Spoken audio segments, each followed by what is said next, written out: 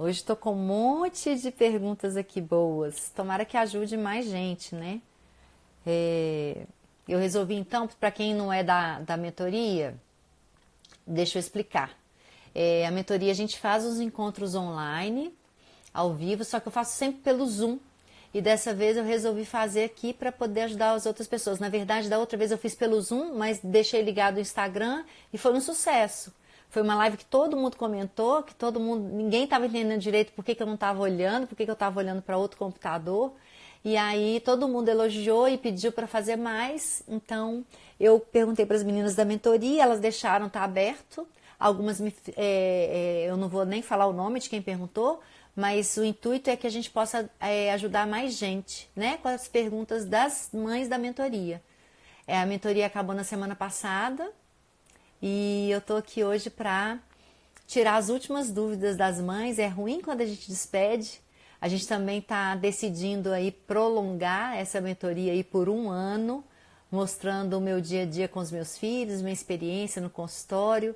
Então pode ser que isso dê certo para a gente não acabar aqui, né? Depois de 3 meses a gente fica meio viciado nos áudios, e eu em vocês e vocês em mim um pouco, né?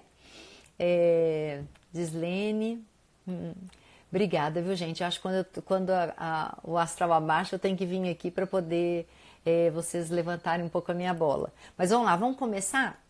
Eu de vez em quando vou pôr o óculos, porque eu tô ruim de enxergar de perto. A primeira pergunta é da Lu. Ela tem 2 filhos, o Matheus de 9 e a Marina de 6. Ela quer saber como que incentiva para comer, para provar novos alimentos, né? Como incentivar para comer novos alimentos. Aí, Lu, você até me conta que eles às vezes fazem vômitos com os novos alimentos. Isso é uma questão muito comum no consultório, né? De que a criança come muito bem até uma certa idade, depois de uma certa idade,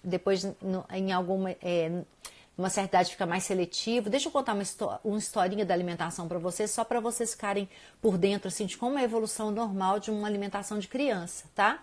Até 1 ano eles comem aquilo que a gente oferece, tem aquela coisa da introdução alimentar, né? O ideal é o aleitamento materno até 6 meses, começar a alimentação complementar, e às vezes a criança de cara já gosta dos alimentos, tem outras que precisam de muitas exposições para começar a gostar do alimento, então às vezes precisa de 12 vezes cada alimento para poder acostumar com o paladar, porque o paladar da criança está acostumado só com leite, então às vezes fica difícil realmente acostumar com outros alimentos.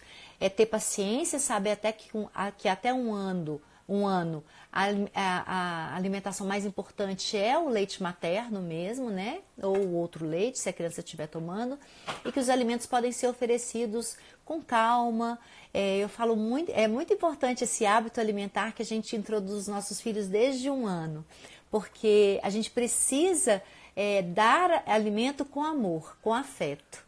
Muitas vezes a gente fica nervosa, a criança não come, a gente perde a paciência. Então é muito importante que a gente pense assim, a gente está bem naquele momento para oferecer o alimento para a criança? Se a gente não está bem, vamos deixar outra pessoa dar. Eu falo que no primeiro momento de introdução alimentar, pode dar o alimento com a criança no colo, para que remeta um pouco a coisa do aleitamento, tá? Então nesse primeiro ano é isso, não preocupar tanto com o tanto que vai aceitar.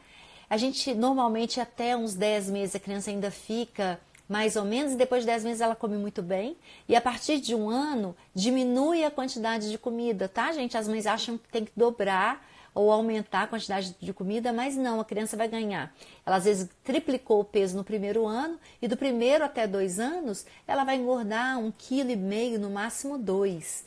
Então ela tem aí 12 meses para engordar uma quantidade pequena em relação ao que ela engordou no primeiro ano. Então ela vai comer assim mais ou menos, eu falo com as mães no consultório, 2/3, metade. Aí depois dessa fase de 2 anos, aí começa a querer mais brincar do que comer. E isso é normal, eu falo muito com as mães, se a criança quer só comer, não é normal. Então, às vezes é uma criança que está já ficando mais ansiosa. Então, o mais importante para a criança, 3 anos, 4 anos, é estar brincando. Ela come só para poder ter energia para brincar. Então, muitas vezes as crianças vão comer muito pouco. Tem a idade da neofobia, que não quer experimentar nada novo, que é por volta de 5, 6, 7 anos, não querem experimentar. E aí a gente tem que entender um pouco também e ter paciência.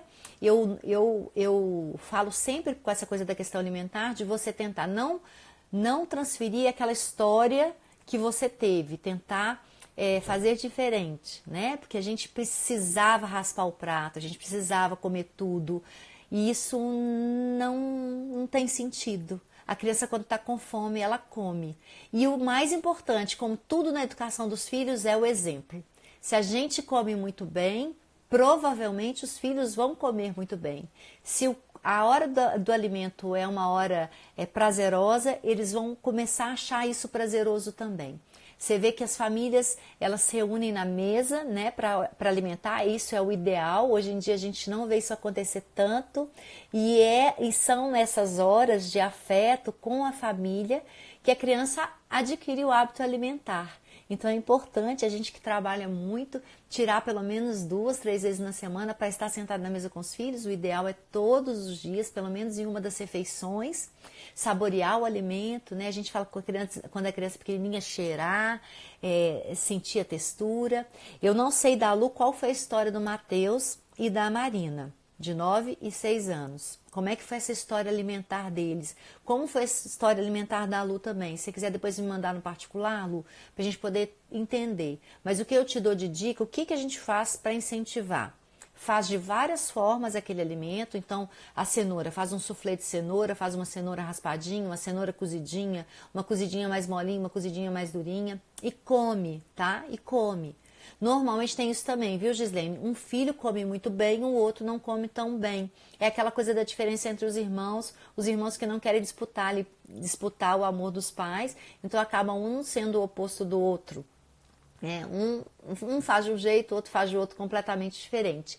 Isso acontece na alimentação, no estudo, em tudo, tá, gente? Os filhos, normalmente eles procuram ser diferentes para poder se sentirem amados, se sentirem pertencentes, sem ter que concorrer com o irmão. Isso é muito louco, mas é o que a gente vê na maioria das famílias, tá? Espero ter ajudado, Lu. Se você quiser, você pode me mandar mensagem e a gente continua conversando sobre isso. A Lili, ela já me mandou essa pergunta há um tempão e eu não consegui responder de tanta coisa que chega para mim. A Lili perguntou do aplicativo para controlar o tempo de celular para filho adolescente. O filho dela tem 12 anos, eu acho, se eu não me engano. Lili, não sei se está aí. Ela falou que ela baixou um aplicativo que chama Family Link, então ela está querendo saber o que eu acho disso, desse controle da internet. É aquela coisa, gente, não tem uma regra, não tem uma receita de bolo, a gente tem que parar de achar que uma pessoa falou e é aquilo que eu vou fazer. O que a disciplina positiva falou, então é isso que eu vou fazer. O que a parentalidade falou e é isso que eu vou fazer. Não, tudo isso é conhecimento e a gente precisa fazer desse conhecimento que a gente está adquirindo uma inquietação. Né? A gente precisa receber aquela informação, se inquietar diante dela e procurar para ver qual é. Né? E cada família vai se adequar a um tipo de educação, não a um tipo de educação. Você pode ficar na educação positiva, na disciplina positiva, na parentalidade positiva, mas adequando algumas coisas, né? Usando aquela coisa tem famílias que têm limites diferentes, a questão do respeito muda, então para cada família vai haver uma verdade. E é isso que é o mais importante, não aceitar aquela informação como pronta. Por isso que eu falo muito de não... É uma pergunta que está aqui demais e que eu quero muito responder hoje, que é como que deu certo para mim, como que eu fiz dar certo, né? Porque muitas vezes a gente não consegue se controlar e acaba descontando nos filhos as coisas que a gente vive. Então eu vou falar muito sobre isso, mas principalmente sobre essa coisa da gente pegar regras e receita de bolo para aplicar na nossa casa não dá certo. Cada um tem que se adequar, né? Não existe dono da razão em nada. A gente sabe o que não é legal, o que não é bacana. A gente sabe que os extremos não funcionam, então a gente já sabe que não dá para ser autoritário, nem ser permissivo, negligente, que isso não funciona. Mas pega esse caminho do meio e constrói um caminho dentro da sua casa, né? Com as suas possibilidades, com as suas verdades, com as suas crenças, com os seus valores. Isso é o mais importante, porque aí você vai conseguir fazer aquilo no dia a dia de forma prazerosa, que é uma outra coisa que eu vou falar, que tem gente que está fazendo tudo mecânico, e mecânico os filhos percebem, a gente precisa, no começo às vezes fica mais mecânico mesmo, e aí com o tempo, vindo os nossos valores, as nossas crenças e a nossa verdade, é muito importante. As famílias são mais felizes quando há verdade dos pais. Os pais precisam estar sempre falando a verdade. E eu vou falar muito sobre isso por causa das perguntas que eu recebi. Então, Lili, o que eu te falo? Pode usar o aplicativo. É o que você deu conta aí. E, na verdade, porque realmente tem essa idade, entre 12 e 16, até mais um pouco às vezes, que eles não conseguem muito se controlar e às vezes eles pedem. E parece que o seu filho falou que podia ser o aplicativo, né? Em vez de você ficar controlando, podia ser o aplicativo. Que bom! E muitas vezes ele não vai conseguir, e tá bom também, porque nós adultos também a gente às vezes não consegue estabelecer. Eu tenho um tempo aqui no meu celular que apita também para mim 2 horas, e muitas vezes eu ultrapasso, Não gostaria de estar ultrapassando tanto, mas não tem jeito, né? Então, coloca para ele o horário, faz os combinados, fala com ele que você está fazendo isso para ajudar, isso é o mais importante, né?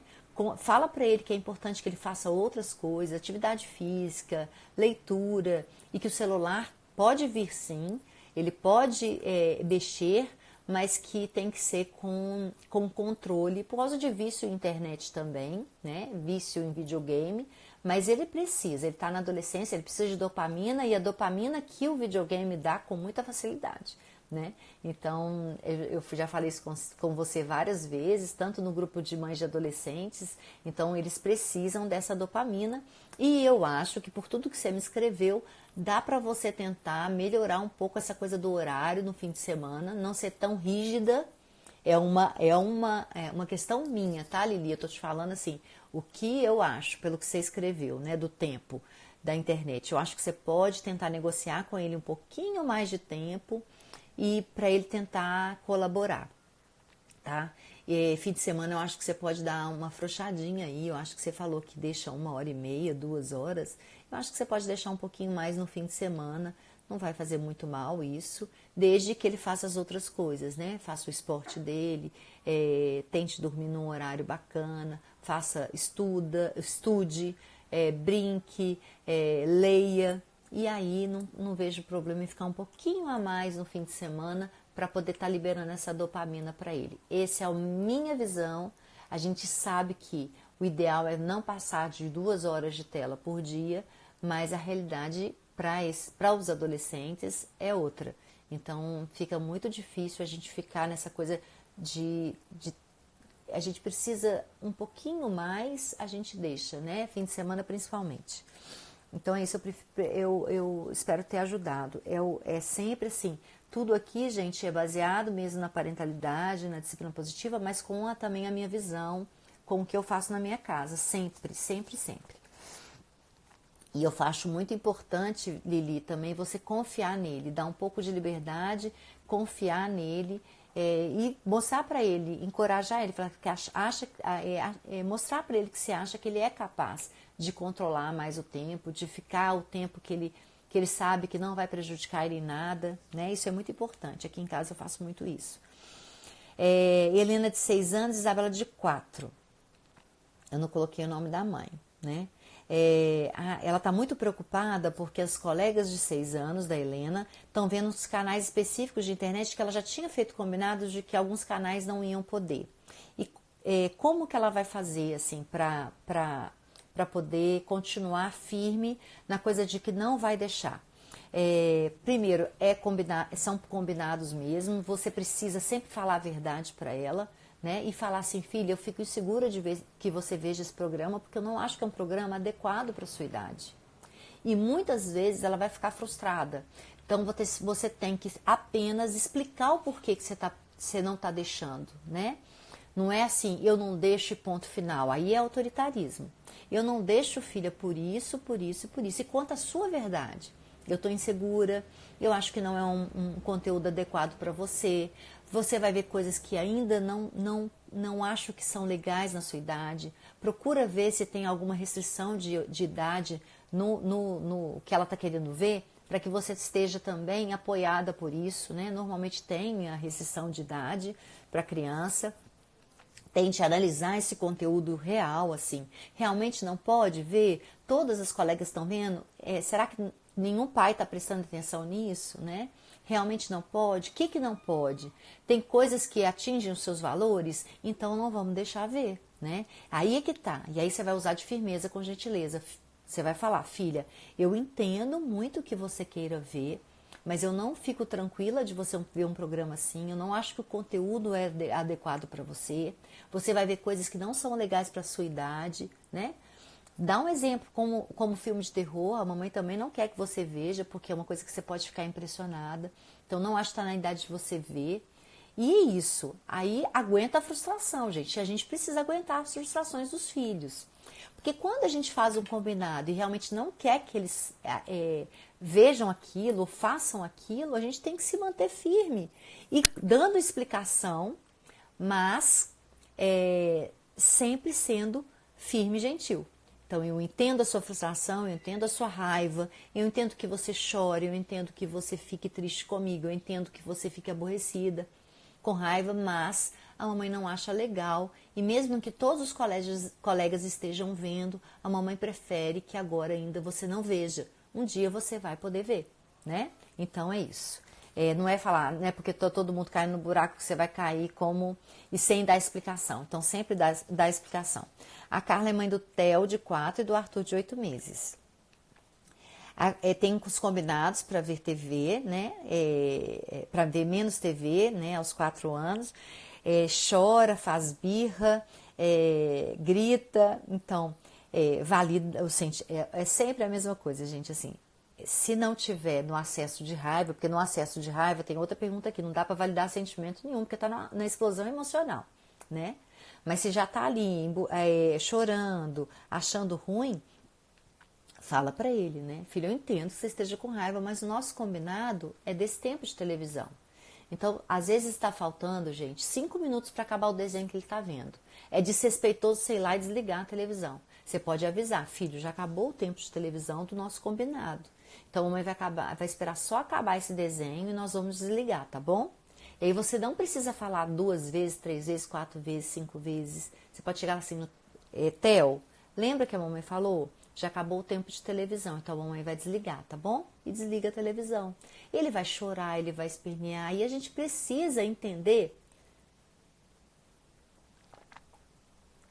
que você pode acolher toda essa frustração sem ceder. Então a gente não precisa ceder. O ceder é ser permissivo, né? Se aquilo é um combinado da casa, aquilo precisa ser cumprido de alguma forma, né? Tem a idade lá que dá pra frente que a gente vai ver que os adolescentes às vezes não cumprem e a gente não tem muita saída, não. Porque a gente precisa também dar liberdade para eles fazerem as coisas que eles escolhem e sofrer a consequência natural. Agora, nesse caso específico, né? Falou a televisão, 1 hora, então vamos desligar a televisão. Se tá combinado, precisa ser cumprido. E é assim que a criança vai aprendendo. Ela vai ver que tem um adulto que não tá gritando, não tá berrando, não tá xingando, não tá batendo. Então é um adulto que ela quer um dia ser, que ela se inspira colocando limites. E todo mundo precisa desses limites, né? Então são os limites que vão guiando, né? Então quando a gente deixa muito solto, acaba que também não é bom para eles. Eles precisam desses limites para se sentirem seguros. E é isso que falta tanto nos pais de hoje, assim. Eu acho que falta essa segurança de que, dando limites, os filhos vão continuar amando, né? Porque o maior medo dos pais de hoje, então quando a gente é autoritário, quando a gente é permissivo, não é por falta de amor, né? É por falta de conhecimento, é por insegurança. Às vezes é aquela criança ferida que mora dentro de nós, que quer muito o amor daquele filho e fica com medo de perder aquele amor, fica com medo de perder o amor incondicional, né? Porque os filhos, quando eles estão com raiva, eles estão com raiva. É como nós. Então, eles vão nos olhar com ódio, eles vão nos olhar com raiva. Isso não quer dizer que eles estão deixando de nos amar. Eles estão demonstrando um sentimento, estão demonstrando uma emoção, e que bom que eles estão demonstrando, e que bom que eles estão colocando para fora aquilo. E perto da gente, isso gera segurança, né?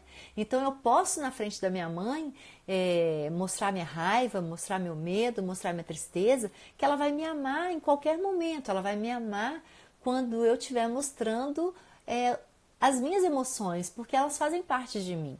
Então a criança vai se sentindo segura quando ela tem esse ambiente acolhedor para qualquer tipo de sentimento, né?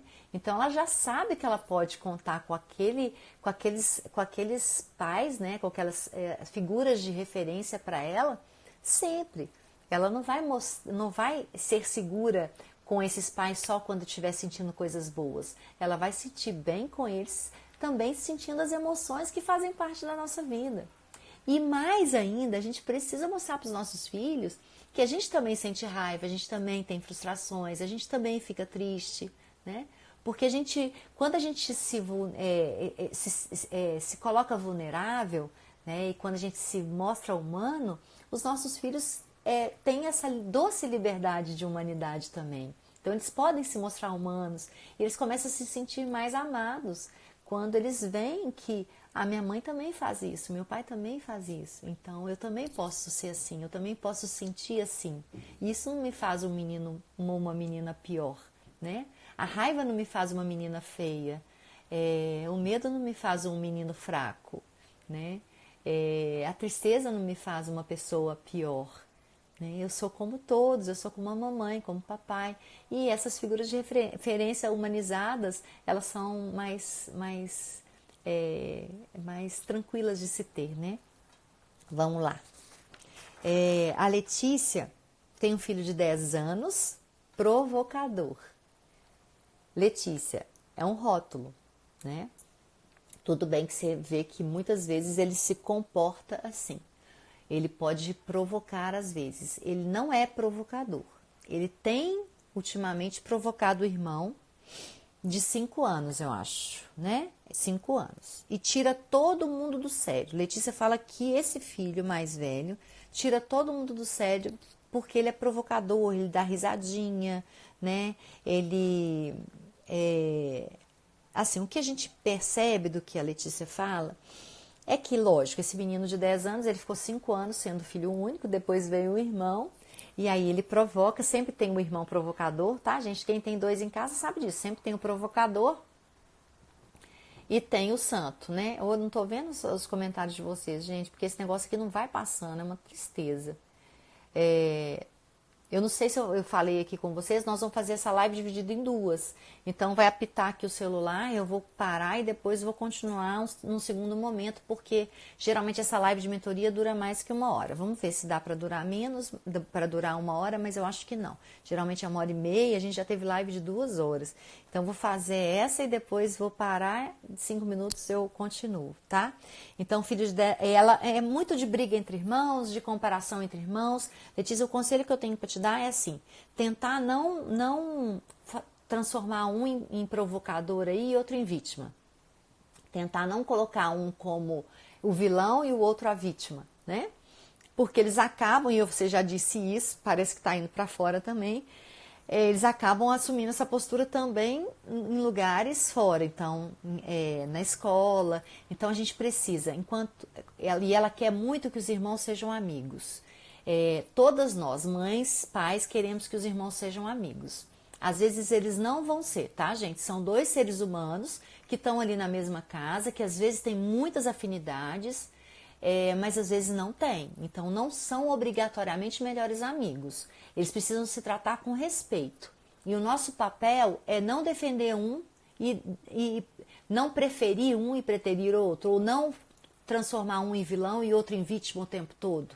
Briga de irmãos, elas são necessárias, elas fazem esses meninos amadurecerem muito. É a primeira relação de rivalidade real que eles têm. Então eles aprendem muito com essa rivalidade. E qual é o nosso papel? Nosso papel é supervisionar para que não haja agressão física. Se houver agressão física, a gente separa, sim. Agora a gente não fica defendendo um em relação ao outro. né? Eu vejo muitos pais defendendo a menina em relação ao menino, defendendo o mais novo em relação ao mais velho, não. Faz o combinado das brigas, por incrível que pareça, é combinado das brigas, porque os irmãos precisam brigar, tá, gente? É normal. Eu falo assim, as pessoas quando falam assim, eu não queria que eles brigassem nunca, mas você não teve irmão? Porque irmão é para brigar mesmo, né? É para brincar e para brigar, porque a briga faz amadurecer. A briga com respeito, né? A discussão com respeito. E a gente pode simplesmente, quando estiver vendo, dela a diferença é grande, né, Letícia? 10 e 5 anos. Então, às vezes, realmente vai partir para uma coisa que talvez seja incontrolável. Mas, assim, o combinado, sem agressão física, né? E você não vai se meter. Você vai sempre falar, olha, eu confio em vocês dois, sei que vocês dois conseguem resolver isso sozinhos. Então, eu vou ali e volto. Quando eu voltar, talvez já tenham resolvido. Porque eu acredito muito na capacidade de vocês de resolver conflitos. E aí tá, você sai, volta. Muitas vezes a briga é muito mais sobre nós do que a gente pensa. Então, às vezes, a briga tá acontecendo não para chamar a nossa atenção, mas para disputar ali o nosso amor, para ver quem a mamãe vai defender, né? Então, esse provocador aí já deve estar se sentindo péssimo, porque ele é o provocador. Vamos tirar esse rótulo, né? Ele é o que muitas vezes cutuca o irmão. E é assim mesmo, sempre tem o que cutuca, mas você não sabe quem começa. Porque às vezes quem começou foi o outro mais novinho também, fazendo alguma coisa que você nem sabe, tá? Então o melhor é não tomar as dores de um em relação ao outro, mas sim passar a responsabilidade para eles. Eu vejo aí como às vezes injusto, porque um tem 5, outro 10, então fica aquela coisa que o 10... ele tá querendo, às vezes, acabar a briga, mas o de 5 não vai entender muito. Então, acho que você pode intervir nesse momento, assim, falando. Eu sei que vocês dois são capazes de resolver sozinho. Se vocês não estiverem conseguindo resolver sozinho, vocês me procuram e a gente vai tentar achar uma solução para o problema de vocês. E foca em solução, não foca no problema.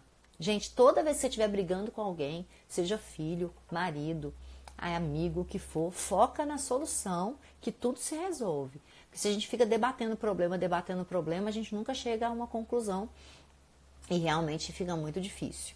A relação de irmãos é uma relação conflituosa. Se você não interfere muito, esses irmãos vão acabar sempre se respeitando, sempre se gostando, né? Às vezes não vão ser melhores amigos, mas vão se respeitar pro resto da vida e tem aquela relação que realmente é muito forte, né? Tem alguns estudos que mostram que a relação entre irmãos é mais intensa e mais forte ainda do que de filho para pai, de pai para filho, de filho para pai. O que dizem na escola? Vamos ver. Eu acho que isso aqui já era Ah, tá. Ah, tá. Porque ela falou do provocador. Aí eu quero saber o que eles falam na escola. É isso? Eu fui colocando aqui umas observações. Se ele realmente ele é provocador também na escola. Se ele tem esse comportamento que você rotulou aí como provocador. Se é em todos os ambientes ou se é só ali dentro de casa com o irmão. Provavelmente esse menino essa criança esse adolescente já, né, 10 anos, tá querendo a sua atenção, tá querendo o seu amor, talvez não esteja se sentindo amado, acolhido, até porque ele tá nessa fase tão complicada que é a saída da infância e indo para a adolescência. Ele vê lá que o irmão, eu acredito que ele tem um pouco de ciúmes do irmão. Você fala que o de 5 anos tem ciúmes dele também. Então, tenta fazer o dia do filho único, tá? Um dia só do de 10 anos, um dia só do de 5 anos durante a semana. Marca um dia de semana para cada um para ficar só com aquele ou dar mais atenção para aquele, jogar um jogo com aquele, ter um tempo de qualidade, olhar no olho, tentar entender os problemas, tentar entender o que está acontecendo. Assenta junto com os dois para fazer os combinados, prega lá na geladeira ou na porta do quarto. Eu não sei se esses dois dividem o mesmo quarto, pode ser que não. Então faz os combinados do quarto também. Isso é muito bacana, tá? Sempre tem saída, tá, gente? Tem algumas mães me pedindo comportamento normal para cada idade. Eu tenho no Instagram de 0 até 9 anos, tá? Eu não fiz ainda de adolescência, porque de adolescência, eu estou preparando a mentoria agora e de adolescência muda muito. A gente não fala muito especificamente, mas tem meninos que estão no auge da adolescência com 14, tem meninos que estão no auge da adolescência com 12, tem meninos que estão no auge da adolescência com 16. O que eu posso falar, assim, da idade que vocês me falaram, 12 anos, que é bem, assim, entrando mesmo na adolescência, então estou em toda aquela coisa da busca por identidade, né? A gente precisa não falar nunca mais a palavra aborrecência, tira essa palavra do vocabulário de vocês. É um rótulo e é muito difícil, porque é difícil para eles. Se coloquem no lugar deles, né? Lembrem lá quando vocês eram adolescentes também e tentem entender um pouco. É uma fase linda, cheia de criatividade, cheia de intensidade emocional, mas que os meninos ficam mais nervosos, sim. Eles precisam de mais dopamina, eles precisam de uma atividade física para descarregar um pouco essas emoções todas que ficam conflituosas, né? Muitas vezes tem raiva, batem a porta do quarto, ficam introspectivos, os pais ficam doidos, porque eles ficam às vezes só dentro do quarto, não falam nada, não contam nada. E lembra lá da sua adolescência, era a mesma coisa, né? Então a gente precisa entender e saber que é uma fase, vai passar sim, mas que é uma fase linda para se viver, né? É a fase que a gente descobre a nossa profissão, que a gente descobre o que vai fazer pro resto da vida, é a fase de maior intensidade, é uma fase realmente perigosa, porque os adolescentes correm mais riscos do que os adultos, porque não tem o córtex pré-frontal ainda totalmente formado, né? Então eles estão naquela fase de impulsividade, de muita impulsividade e de querer viver no limite, né? Então eles fazem coisas realmente que são às vezes perigosas, mas que fazem parte do amadurecimento cerebral. Eles precisam disso para amadurecer, para poder formar o córtex pré-frontal e para poder pensar nas consequências dos atos e tudo mais. A gente precisa supervisionar e não controlar. A gente precisa dar liberdade com responsabilidade. Porque quando a gente dá liberdade para os nossos filhos, a gente precisa entender que aquela liberdade é para gerar responsabilidade, né? Porque os pais, às vezes, dão liberdade sem responsabilidade. Então, dão liberdade para fazer tudo e depois arcam com as consequências no lugar dos filhos. E isso é um problema hoje, né?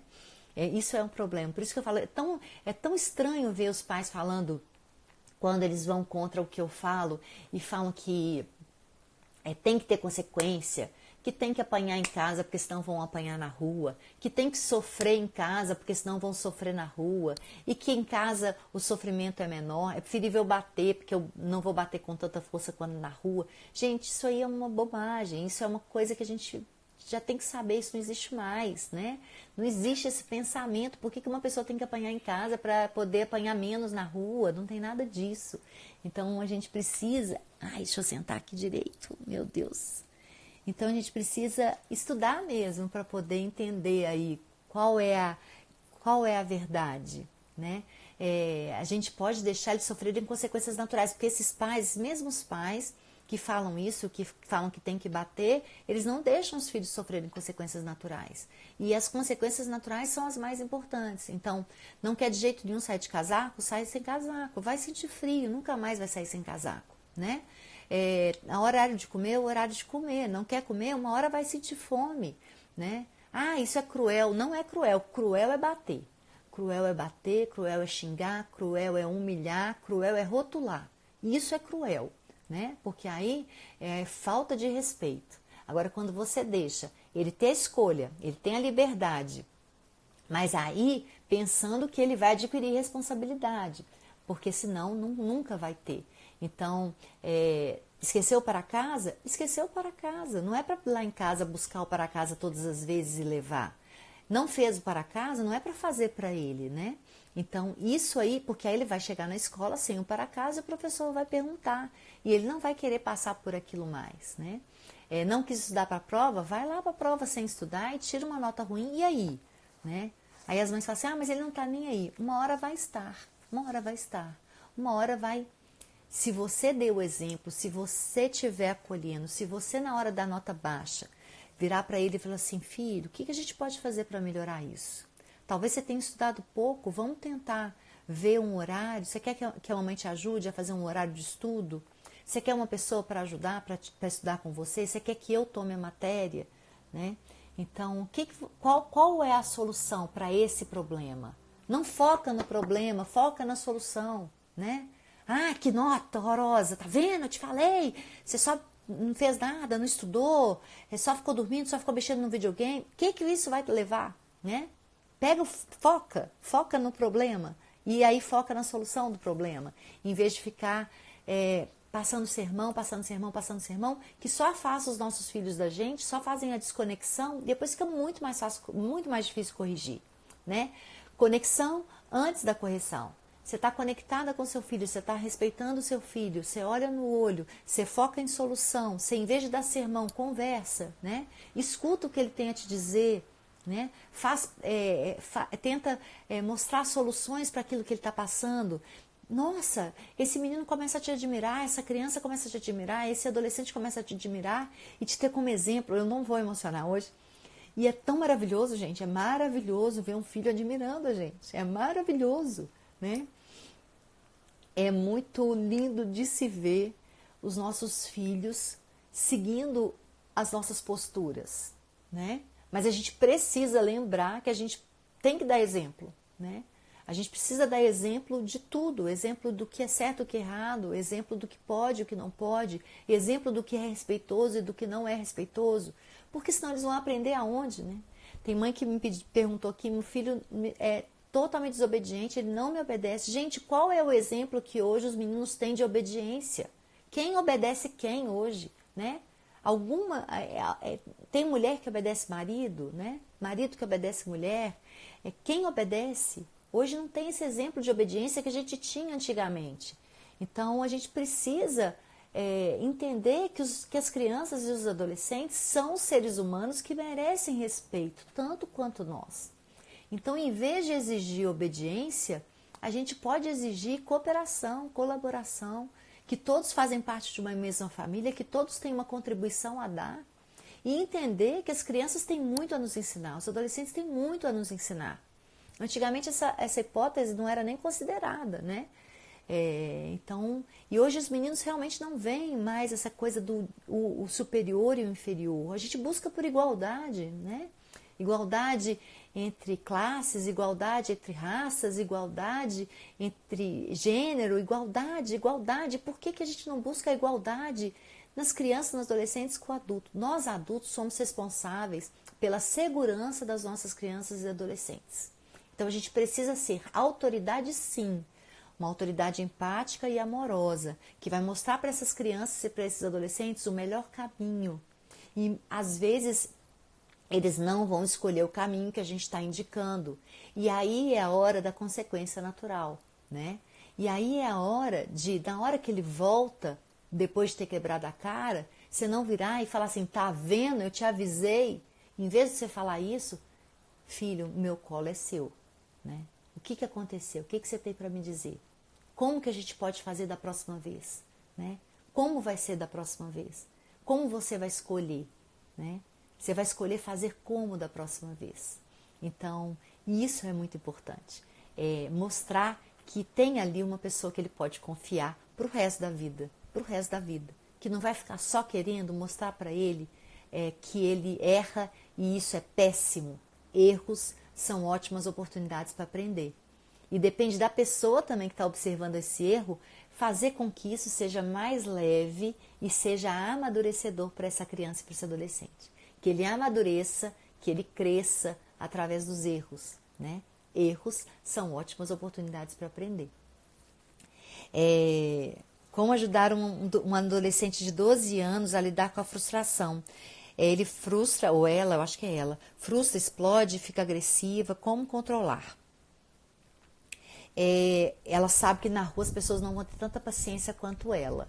Eu acho que assim, é muito importante dizer, o adolescente de 12 anos ele explode com mais facilidade, sim. Ele não tem o córtex pré-frontal todo formado. Lembra que eu falei? É só com 25 anos. Eu falo isso sempre na mentoria, no curso, para os pais entenderem. Então, é só com 25 anos que o cérebro vai estar completamente formado.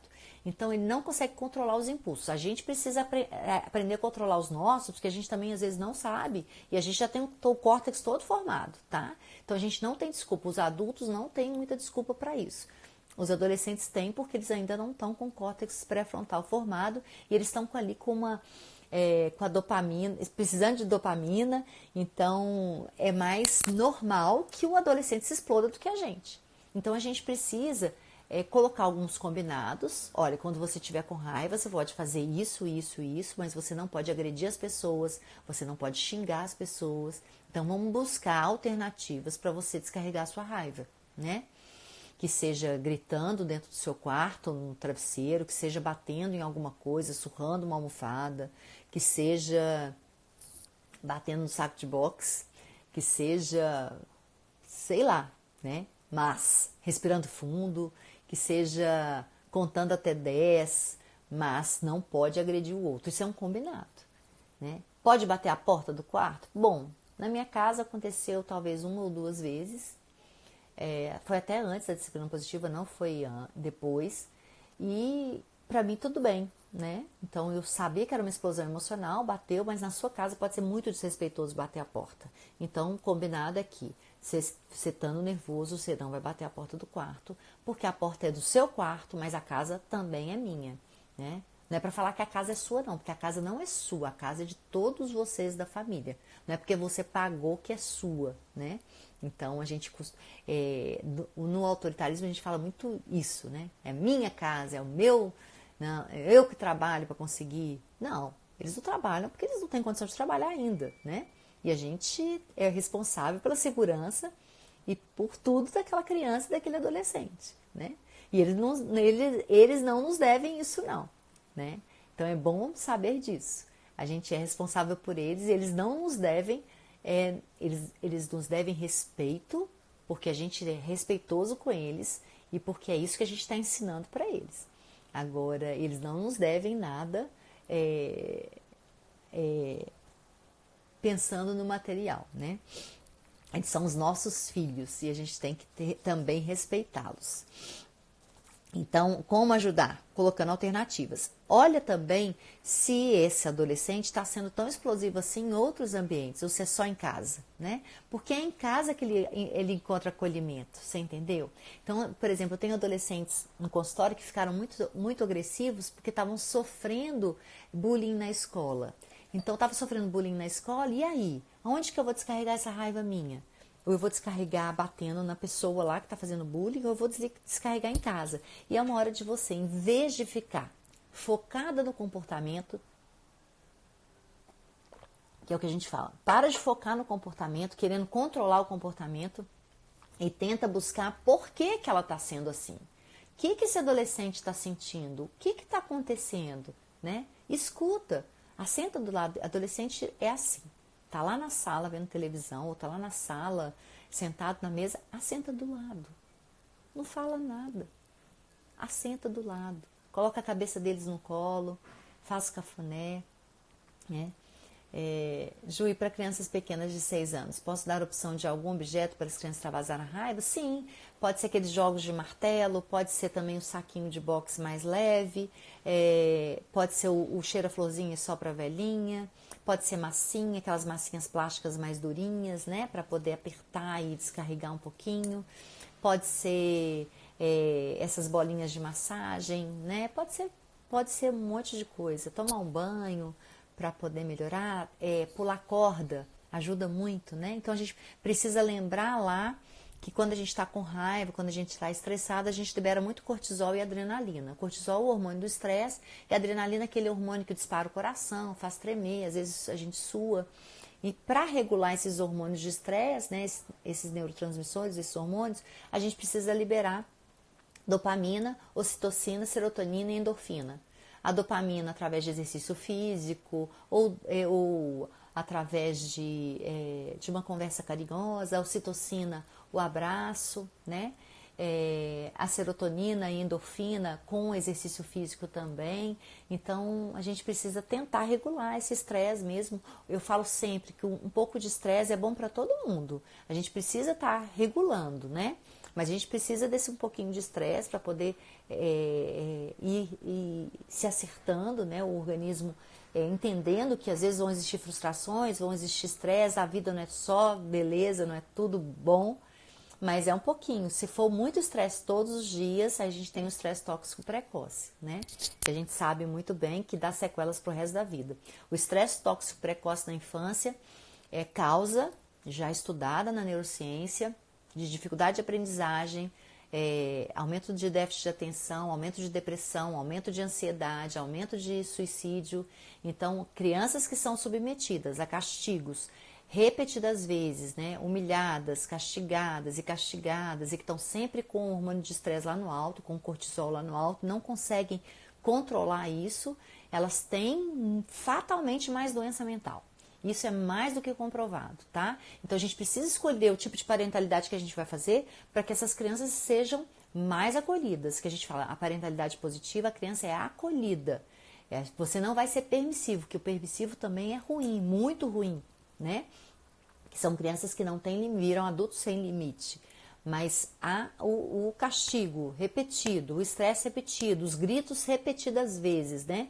Porque o grito assusta, por isso que a criança para de fazer o que está fazendo. Porque você grita e ela assusta. Então ela para pelo susto, para pelo medo. E aquilo ali faz liberar cortisol, e faz liberar cortisol. Todo dia um grito, todo dia 2 gritos, 3 gritos. A criança vai ter um estresse tóxico precoce, com certeza.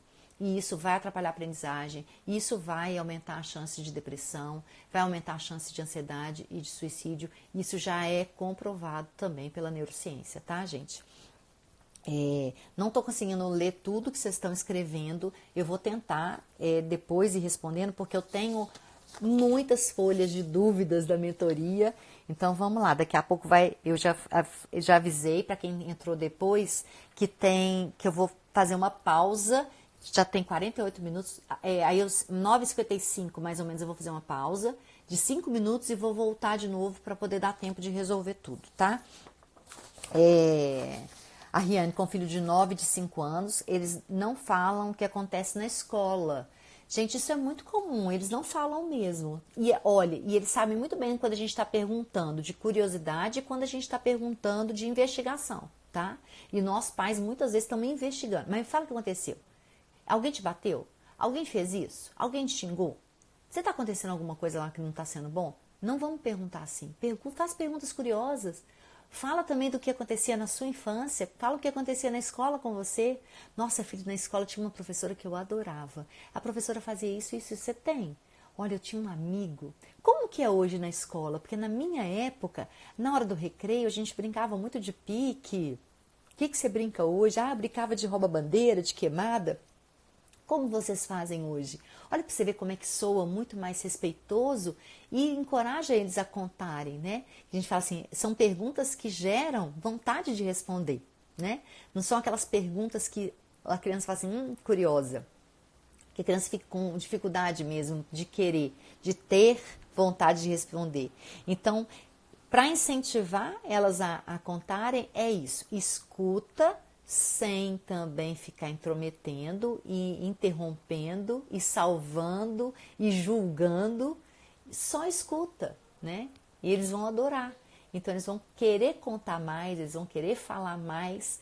Então tem um segredinho que entrou no carro, pergunta, tá tudo bem, filhão? Tá tudo bem? Nossa, meu dia hoje no consultório aconteceu isso, isso, isso. E com você, aconteceu alguma coisa de especial? Nossa, quando eu estava na sua idade, aconteceu uma coisa tão engraçada na escola. Eles adoram ouvir as nossas histórias, né? Aconteceu uma coisa tão engraçada na escola, que aconteceu isso, isso. E inventa alguma coisa, ou lembra de alguma coisa e conta. E conta também o ruim, né? Eu lembro, na sua idade, tinha um colega meu que sempre ficava me sacaneando, ou sempre falava mal de mim para os outros, e eu percebia isso. Tem alguma coisa assim com você, né? Ou então só conta e espera para ver o que ele tem para falar, tá bom? Uma hora sai, uma hora eles contam. E, gente, a gente não precisa saber tudo que acontece na vida dos filhos da gente, né? Vocês contavam tudo para os seus pais? Essa é uma pergunta que eu faço. Eu vejo as mães hoje tão curiosas de querer viver a vida do filho, querer saber da vida do filho, né? Eu tenho, às vezes, um pouco de curiosidade com os meus meninos, e às vezes eu falo assim, você beijou fulana? Tá ficando? Com quem? Quem que é seu crush? Mas eles não respondem, tá tudo bem, minha vida não muda por causa disso, assim, não precisa, eles contam se eles quiserem, eu quero dar liberdade para que eles contem, e eu fico curiosa. Então eu falo com eles, nossa, eu morro de curiosidade de saber, porque eu vejo às vezes gente vindo aqui, né, amigas, amigos, e vejo vindo, saindo, entrando e saindo, e falo assim, não, e aí, você já ficou com alguém? Então, que é uma coisa que, se quiser responder, ótimo. Se não quiser, tá tudo bem também. Porque na minha época eu não respondia tudo para minha mãe e para meu pai. Então, a gente precisa, para ser autoridade empática, a gente precisa saber da nossa posição, de que a gente é responsável por eles, mas a gente se coloca no lugar deles, né? A gente sabe que é uma fase que talvez não queira contar mesmo e tá tudo bem, vão sobreviver como nós sobrevivemos a essa fase sem contar as coisas para os pais. E às vezes não contam até por respeito, tá? A Kátia tem o Gabriel de 2 anos e 3 meses e agora o Rafa vai nascer. O Gabriel está agressivo e impaciente, que é um pouco normal de 2 anos e 3 meses, talvez esteja aumentando aí pela chegada do irmãozinho, né? Porque joga tudo pro alto, põe a mão no prato. Lógico, ele já está sentindo um pouco o impacto da chegada do irmão, talvez não esteja se sentindo tão amado e pertencente como era, porque ele era o centro das atenções. E agora vocês vão ter que focar nisso, né? De mostrar para ele que ele é importante, que vocês se preocupam com ele, dar tempo de qualidade, olhar no olho, fazer carinho, falar que o irmão vai chegar e que tá tudo bem, né? Que a família vai continuar unida, que ele vai ser o irmão mais velho, né? Contar, às vezes você vai sentir raiva, às vezes você vai sentir tristeza, às vezes você vai sentir ciúmes, mas é normal, a mamãe também sente, o papai também sente, né? Mas o irmãozinho vem para poder a casa ficar mais feliz ainda do que já é. Você vai ter um amiguinho, um coleguinha para dividir, para poder tá. É lógico, gente, que é um impacto, né? O maior impacto da vida de uma criança é a chegada do irmão, né? Ele vai ter que dividir tudo, dividir a mãe, o pai, a avó, o avô, os tios, a casa.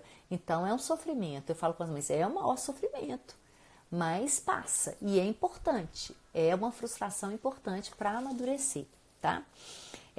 A Fernanda, Fernanda é um caso mais sério, que o marido não concorda, o marido é muito autoritário, ela está estudando muito, ela se controla e ele age com muita agressividade, grita muito com os meninos e o casamento está abalado por causa disso. O de 9 tem medo do pai, o mais novo, gente, daqui a pouco a gente tem que parar, senão a gente vai perder a live. Eu volto daqui a 5 minutos, tá? Vou só acabar de responder essa e a gente faz uma paradinha e depois volta. O mais velho tem medo do pai e o mais novo enfrenta o pai. Eu até falei com ela no particular, eu quero muito ajudar a Fernanda, porque realmente é muito difícil essa transição, parece que a gente está evoluindo ou tentando buscar conhecimento para ser o melhor que a gente pode ser e os nossos companheiros não querem ir junto com a gente acha realmente que a saída é separar. Primeira coisa, lembrar, eu passei por isso também, dessa coisa de não ser parecido a forma de educar, né? De primeiro ele continuar muito no autoritarismo, mas eu consegui ir inspirando ele aos poucos, né? Através do exemplo mesmo e com o acolhimento dele. Então eu comecei a aplicar a disciplina positiva com ele, a empatia com ele, para ele poder ver também o resultado nos meninos, e os meninos começaram também a pedir isso para ele. Principalmente a minha mais nova, ela falava, pai, isso não é respeitoso, pai, assim não tá legal. E os meninos também.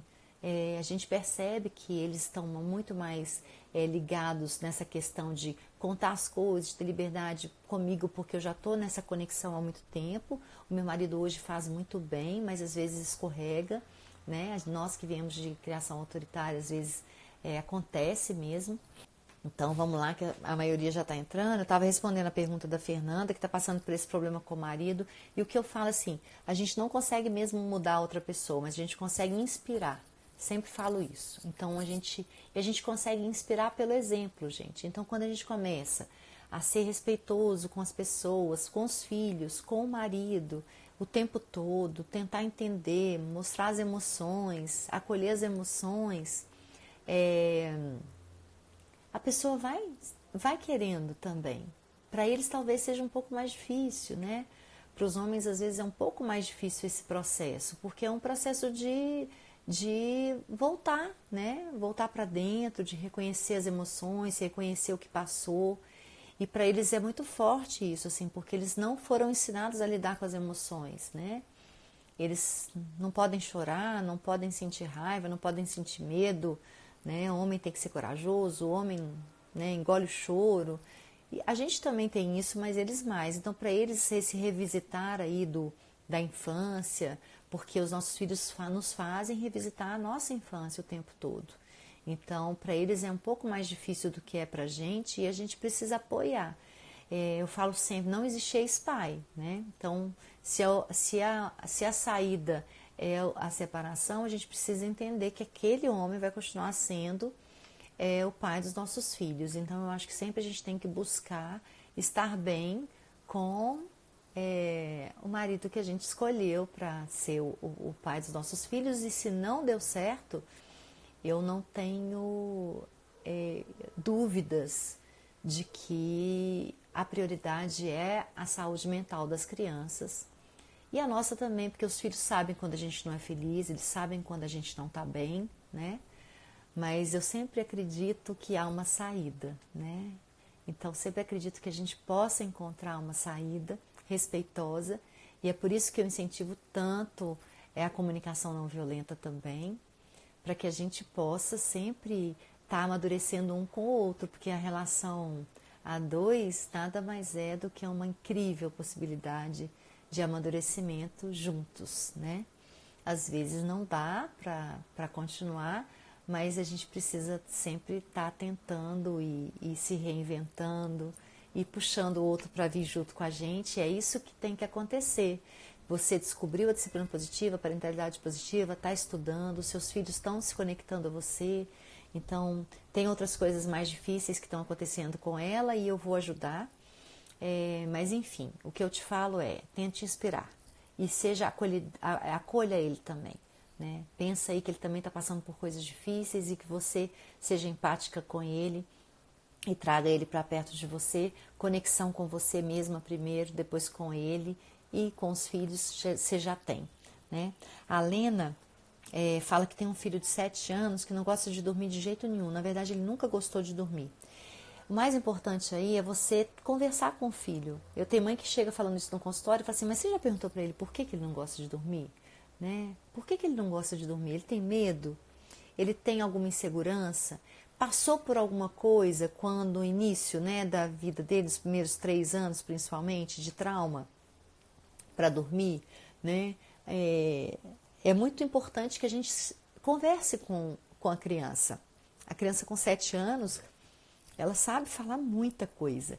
Então, às vezes, ele vai falar, olha, eu tenho medo, eu acho que vai entrar ladrão aqui em casa. A criança de 7 anos está saindo da fase da imaginação e indo para a fase real. Então, é aquela criança que às vezes tem medo de bruxa, mas aí ele pensa assim, não, bruxa não existe. Então, tem medo do ladrão. Então, aquela coisa mais palpável. Então, fica mais difícil. Então, a gente saber também quanto esse medo está atrapalhando. Se essa criança de 7 anos não está conseguindo dormir, não quer dormir mesmo, por algum motivo, que aí você vai perguntando até descobrir, a gente às vezes precisa de um psicólogo para acompanhar, tá? Mas o que eu te falo é que a minha sugestão seria fazer uns combinados. Ele não quer dormir de jeito nenhum, mas fica a casa inteira agitada, ele quer agitar a casa inteira. Não. Então, o combinado filho, você não quer dormir, tudo bem, fica aí na sua cama, eu quero que você deite no horário que todo mundo for deitar, isso é um combinado. Mas você não precisa dormir.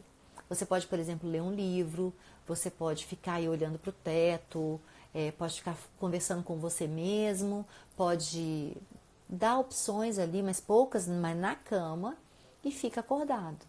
E aí a gente vai ver se realmente ele não tem sono, né? Porque se ele tem uma insônia, ele vai ficar mesmo acordado 3, 4 horas da manhã, você vai perceber. Agora, se for uma coisa só de agitação para não dormir, porque tem criança que fica agitada para não ter sono para dormir. Então, aí isso é mais fácil de resolver, porque aí realmente você deixa ele sofrer essa consequência natural, que ele vai ficar cansado no outro dia, ele precisa acordar para estudar, você vai acordar ele cedo, né? É importante que você mostre que tem a rotina da casa, os combinados da casa, né? E a gente tem outras opções também, você pode conversar com o pediatra sobre alguma coisa que possa fazer para ele relaxar, às vezes um chazinho à noite, né? Às vezes uma camomila. Eu às vezes indico e dá muito certo no consultório, assim, sabe? Então acho que é isso, Lena, tentar resolver dessa forma e fazer os combinados com ele. Tudo bem, ele que não quer dormir, você entende, mas que ele, se não tiver nada no histórico, tá, Lena? Isso é muito importante.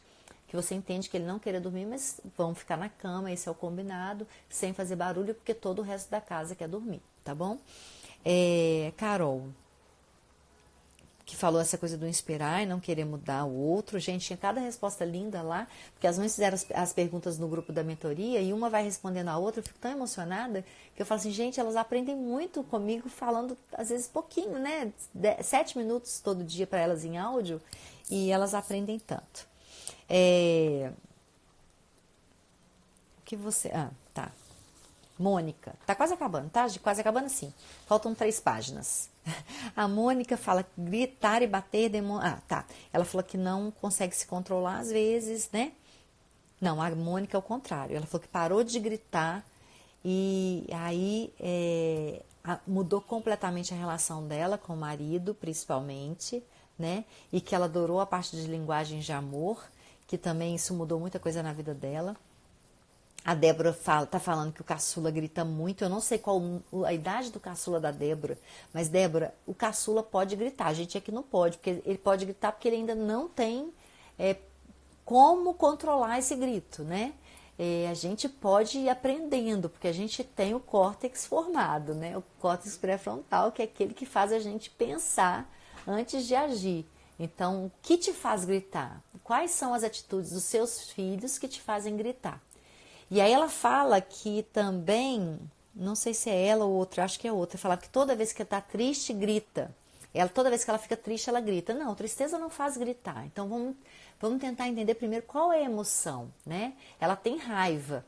Eu vou chegar nessa pergunta, o comportamento do filho faz ela ficar triste, então ela grita. Não, o comportamento do filho faz ela ficar com raiva e ela grita. A gente grita quando tá com raiva. Gente, vão entender bem essas emoções, assim. Você, na hora da tristeza, você se recolhe. Você fica quieto, ou você chora ou você fica ali caladinho pensando. Você não grita. O grito vem na hora da raiva, né? Então é muito importante a gente saber disso. Lembrar, o filho de 3 anos, 4 anos, 5 anos, ele vai gritar. Ele vai parar de gritar quando tiver o exemplo de um adulto respeitoso que não grita, porque aí os neurônios espelho vão copiar. Tá bom? Então isso é muito importante saber. Para eles é difícil controlar o grito, para a gente tem que ser fácil. E as crianças param de gritar quando os adultos da casa param. Então isso é muito importante, tá? E ela perguntou se adiantava arrumar uma âncora, porque meu tem a história da pulseirinha, ó, quem não sabe. Eu tô com a pulseirinha aqui, mas eu não uso ela mais muito, assim, às vezes ponho só porque é pulseira mesmo. E aí a pulseirinha aqui foi um grande passo para eu parar de gritar. As pessoas me perguntam, mas foi isso mesmo? Eu fico perguntando assim, me perguntando sempre. Eu resolvi mudar, gente. Então, quando a gente resolve mudar, se a gente tem eu tenho muita força de vontade que fala? Quando eu quero uma coisa, eu vou até o fim, sabe? Mas é lógico que eu tenho deslizes. Então eu fico me perguntando hoje o que realmente me fez mudar tanto, né? Em tão pouco tempo. Porque quando eu resolvi parar de gritar, eu nunca mais gritei. Principalmente com os meus filhos, com meu marido. O meu marido nem gritava. Mas com os meus filhos, que eles eram minha válvula de escape. Eu gritava muito, eu era muito doida, eu era louca do grito. Tem gente que fala assim, não acredito que você era assim. Eu era, gente, eu era. Como a maioria de vocês aí. Né? Na hora do desespero, na hora da raiva, na hora de não conseguir controlar a situação, para não bater, a gente grita, né? Porque aí a gente grita, eles assustam, eles param de fazer o que eles estavam fazendo. Na adolescência, não, eles não param quando a gente grita, eles nem escutam, parece que eles estão...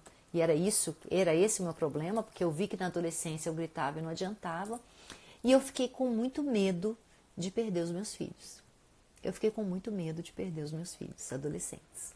Perder para as drogas, perder para o mundo, perder o amor, perder a conexão. Porque eu senti mesmo, quando eu quis mudar, a minha sensação foi realmente de olhar no olho do Rafael e do João Pedro e não sentir mais o amor que antes eu sentia. E que eu falo na minha palestra que não era o olhar deles para mim, era o reflexo do meu olhar para eles. Eu é que estava amando os meus filhos de forma condicional. Então, e eles perceberam isso. E os nossos filhos nos percebem quando a gente os ama de forma condicional. E isso é muito difícil, né? E aí, esse meu medo de perder me fez querer mudar. Então eu acho que o grande motivador. Por isso que talvez para vocês falam assim, nossa, doutora Ju, é tão difícil para mim parar de gritar. E para mim não, porque eu acho que o medo de perder faz a gente mudar completamente, gente. O medo de perder a pessoa que a gente ama faz a gente fazer cada coisa que impressiona. E o medo de perder os filhos, então, nem se fala. A gente move mundo, a gente vai para dentro mesmo, se autotransforma, vai lá em busca de autoconhecimento, de autotransformação, para ser para aqueles indivíduos, para ser para aqueles seres humanos, a melhor pessoa que a gente pode ser. Então, quando eu resolvi isso, ninguém me segurou mais, ninguém me segurou, porque todos os dias da minha vida eu estudo para ser uma mãe melhor, para ser uma pessoa melhor, né? Que eu achava também, como vocês, que ser mãe era instinto, era por instinto e não é. Né? O instinto é muito cultura, é muito o que a gente aprendeu com os nossos pais e não é, muitas vezes não é o que é melhor, né? Mas a gente precisa ter coragem para mudar, porque a gente vai mexer com feridas, óbvio, a gente vai ter que dar para os nossos filhos às vezes aquelas coisas que a gente não teve.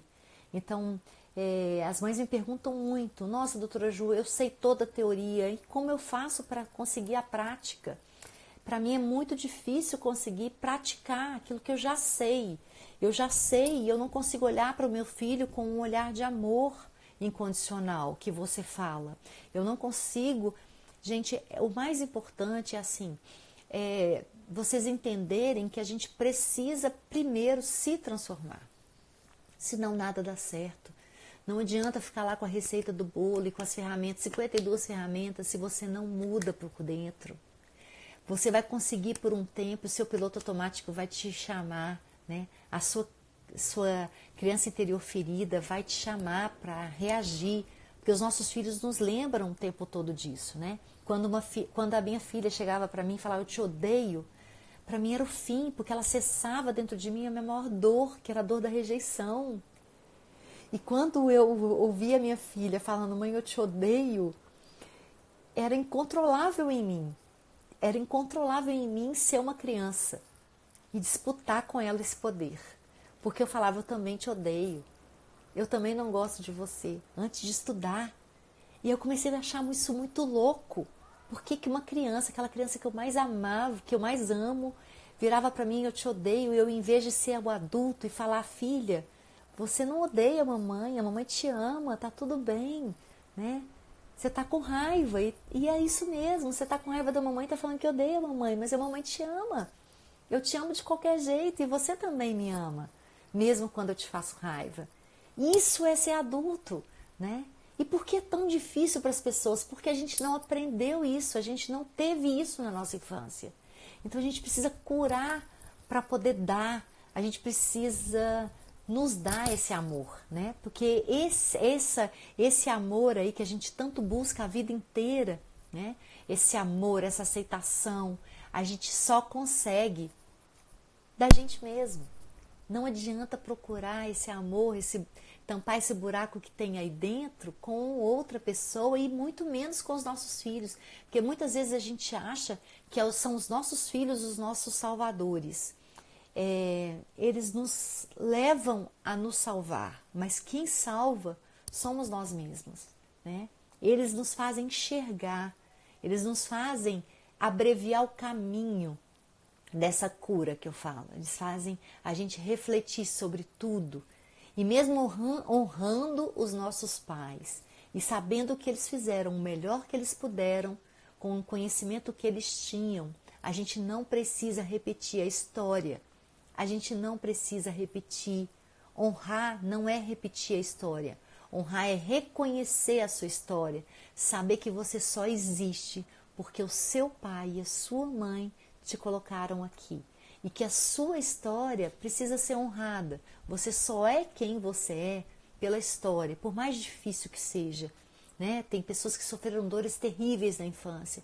E por mais que seja terrível isso, honrando essa história, fica muito mais fácil de ressignificar e de construir uma outra história, de construir uma família com uma outra história. A gente não precisa repetir comportamentos, isso não quer dizer honrar, né? Repetir a dor, repetir o que foi feito, né? Eu falo, eu fui criada com muito amor, com muito amor. E às vezes eu não consegui naquela época perceber esse amor. Meus pais eram muito rígidos, mas eram amorosos. Minha mãe era um pouco mais distante, né? De trabalhar muito e tudo mais, mas havia isso, né? E às vezes a criança, mesmo que a gente ame, por isso que eu falo, o mais importante não é amar, é saber comunicar esse amor. É entender que aquela criança, às vezes, uma coisinha que você faça, ela não vai interpretar que ela não é amada, que ela está sendo rejeitada, que ela está sendo abandonada, e essas feridas vão ficar. Então a culpa não é só dos nossos pais, ou não é dos nossos pais. A culpa às vezes é de uma interpretação que a gente fez com o coração de uma criança, com a cabeça de uma criança, né? Por isso que é tão importante a gente tentar acertar sempre, mas muitas vezes nós vamos errar sim. E somos humanas e a gente precisa reconhecer isso, tá? Gritava porque eu gritava. Tá vendo? Teve uma que falou, ele gritava porque eu gritava. Eu parei de gritar, ele parou de gritar. A Luciana fala que o filho bate, né? Filho de 3 anos, bate na mãe e no pai, né? O que ela pode fazer? Lu, o que eu tenho para te falar é que é um sofrimento para ele, eu já te falei isso, né? O nascimento da irmã. E é muito importante você saber que ele não tem como controlar isso. Você é que tem que dar uma segurada, né? E falar, filho, isso não pode, aqui em casa não pode bater. Você quer extravasar sua raiva, vamos tentar uma outra coisa. Segurar firme mesmo. Filho, eu sei que você está com raiva, eu sei que você está triste ou o que for, né? Reconheça o sentimento dele, mas contenha para ele não bater na irmã, não bater em você, não bater no pai, né? E tente. Vou ter que tirar o fone e colocar para carregar, porque tá acabando aqui.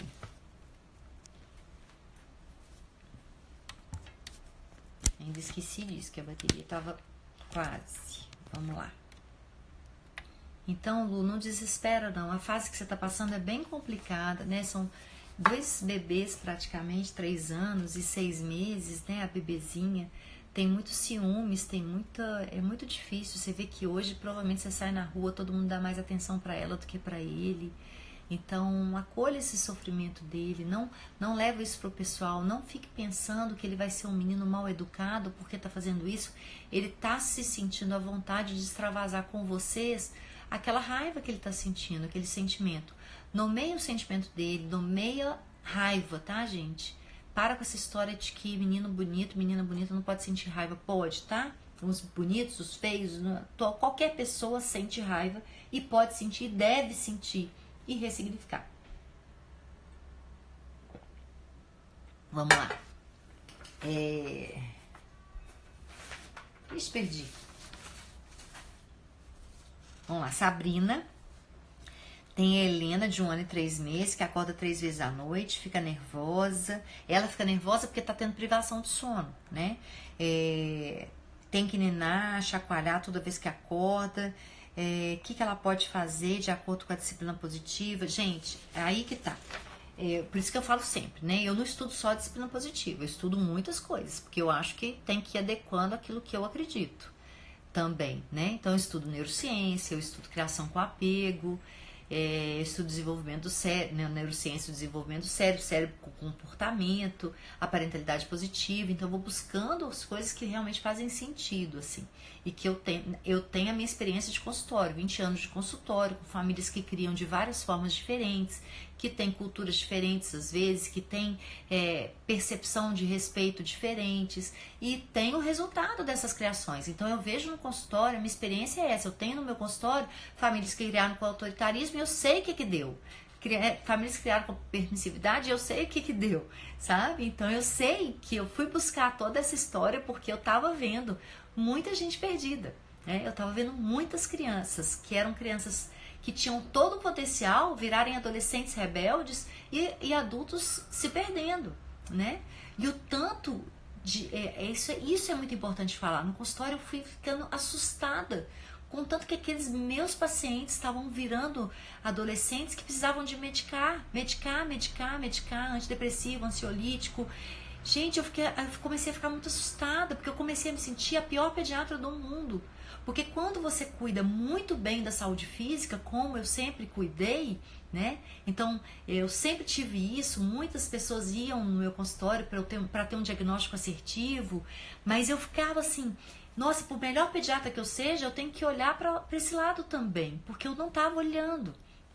Eu sempre orientei essa parte, mas sem conhecimento nenhum, como a maioria de nós pediatras. A gente orienta no consultório aquilo que a gente faz com os nossos filhos e muitas vezes isso é errado, porque a gente não estuda isso na faculdade, né? Então, como? Vamos cuidar da saúde mental desses meninos. E eu estudo muito isso. Então, assim, do sono, o que eu te falo primeiro?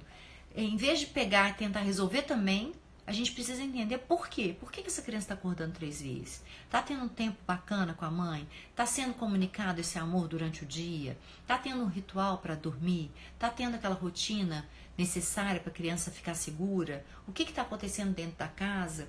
Como é que está a relação dos pais? Como está a relação com essa criança?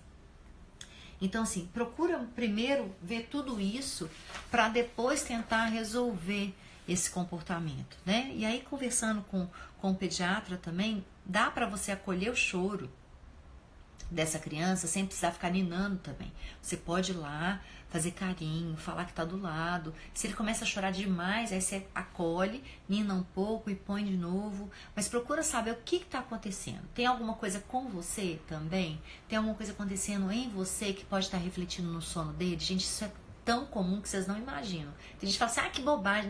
Não é bobagem, não. E uma outra coisa que eu vou indicar pra você, Sabrina, é o Sleep Talk. O Sleep Talk eu prometi uma live, não fiz ainda.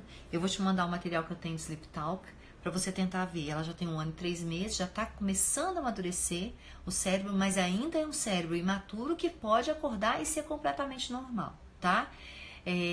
A gente considera normal aí até 1, 2 vezes.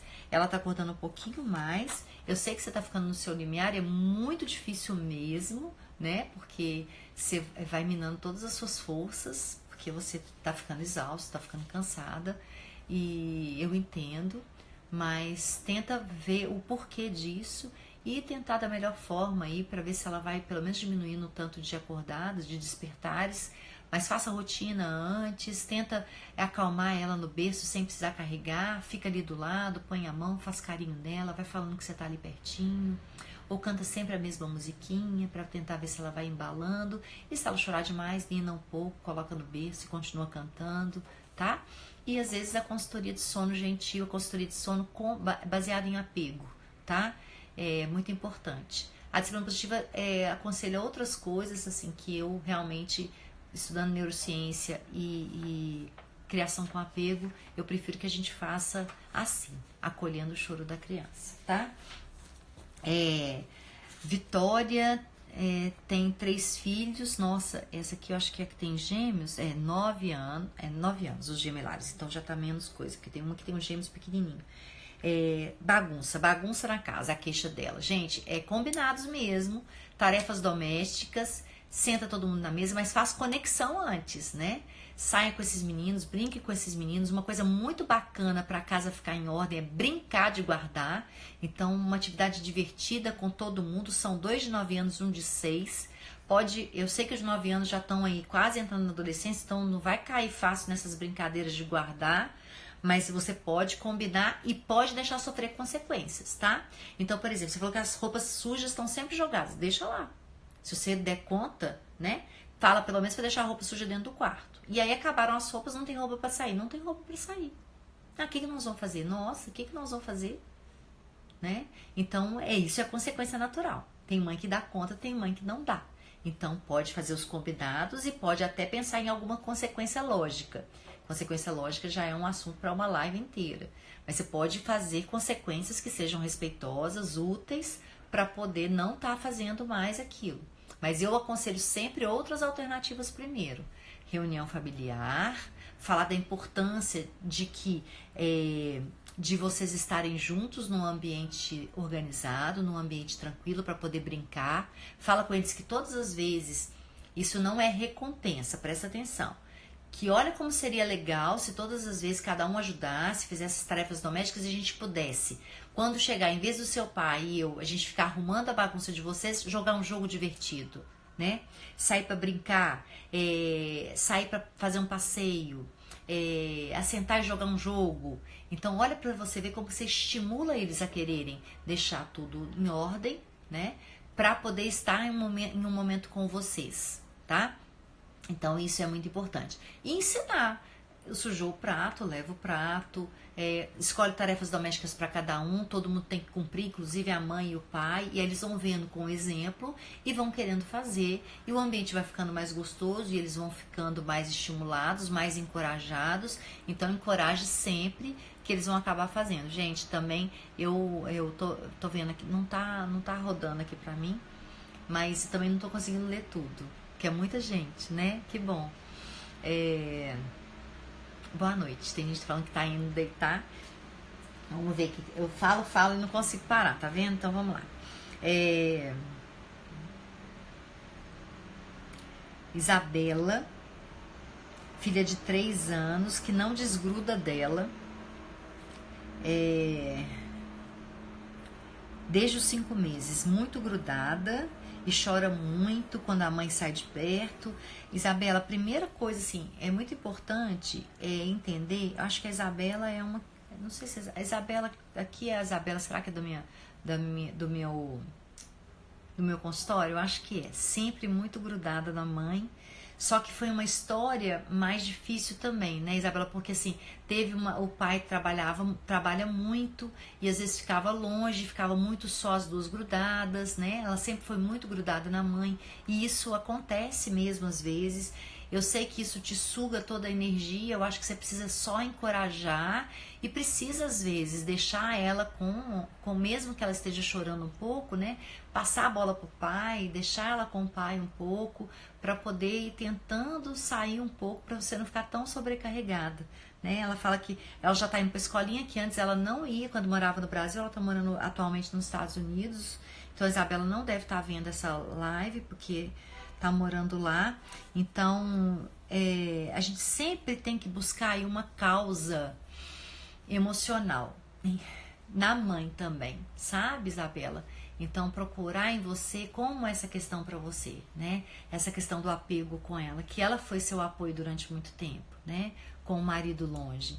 Então ela serviu ali também, ela teve uma função ali de carinho, de acolhimento, de amor, de segurança, que você às vezes não tinha porque o marido estava viajando. Então, você tá aqui? Nossa, que bom. Então é isso, Isabela. É você mesmo, né, Isabela? Sim. Então, sempre foi grudado em você, eu sei, isso sempre muito perceptível, mas tenta ir encorajando ela, e saindo mesmo, e ver se não tem alguma coisa dentro de você também. Não é você também um pouco isso, né? Porque ela é tão independente, né? Então, sim, sou eu. Eu sei, eu só falo com carinho para vocês não ficarem com raiva de mim. Porque, na verdade, sempre é a gente, sempre é a gente.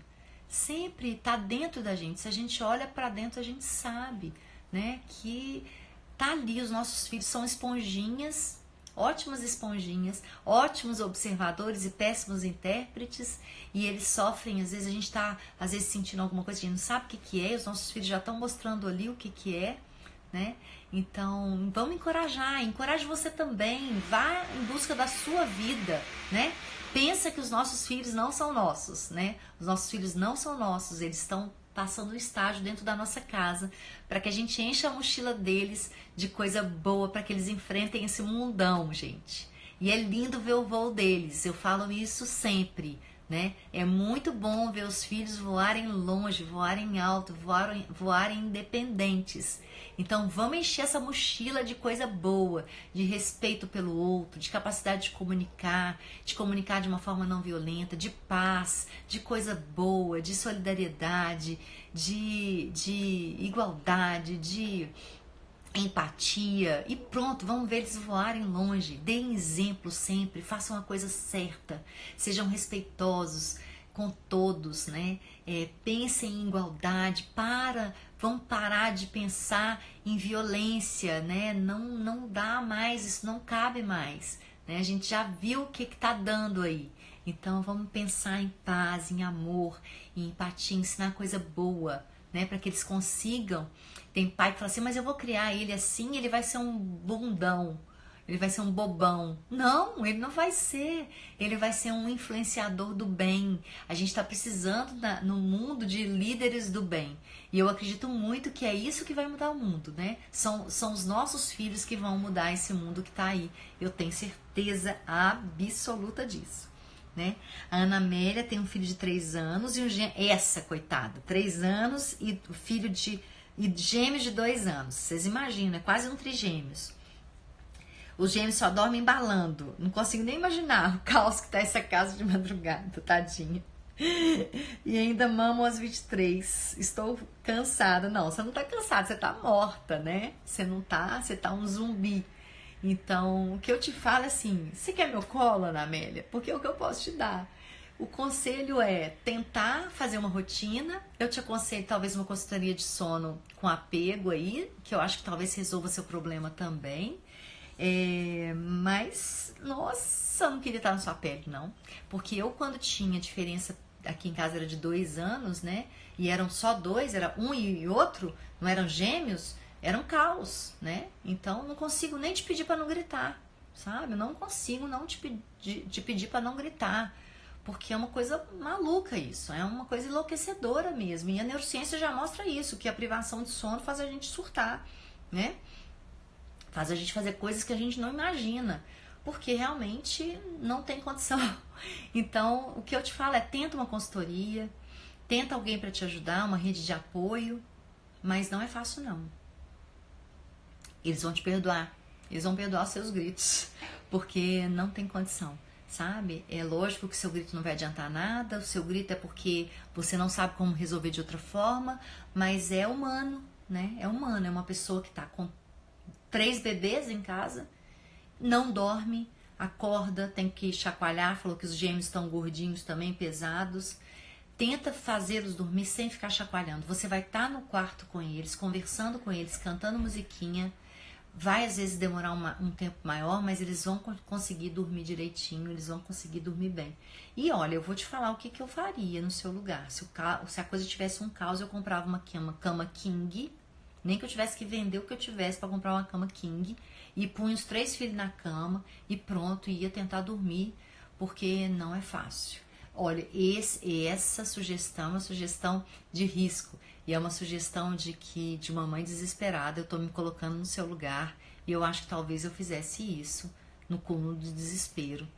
Porque realmente a privação de sono ela é terrível.